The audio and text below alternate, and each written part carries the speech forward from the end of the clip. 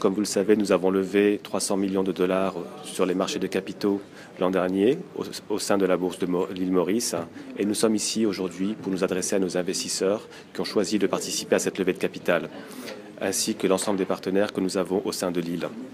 Donc il est essentiel pour nous, dans le cadre de notre communication financière, d'être présents, de les rencontrer et de leur donner un aperçu de notre performance financière au sein de l'année précédente.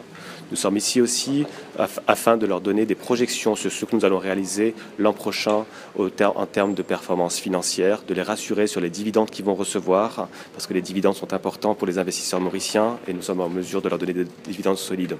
Mais nous avons aussi réalisé qu'il était important de communiquer à la place de l'île Maurice notre stratégie au niveau africain.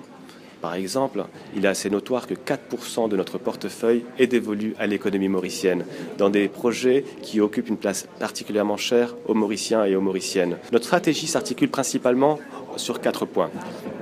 Le premier, c'est de développer le commerce intra-africain. L'île Maurice est un pays assez précurseur et très présent en Afrique de l'Est.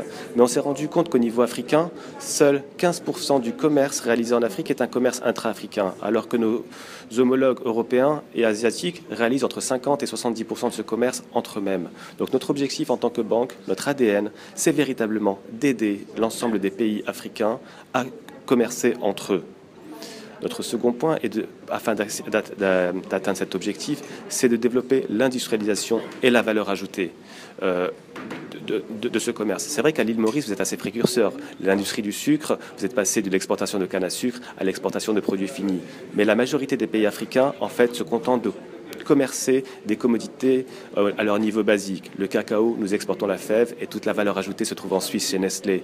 Même chose avec le minerai de fer. Nous sommes ici pour accompagner l'ensemble des industriels dans cette industrie de transformation pour conserver de la valeur ajoutée chez nous en Afrique.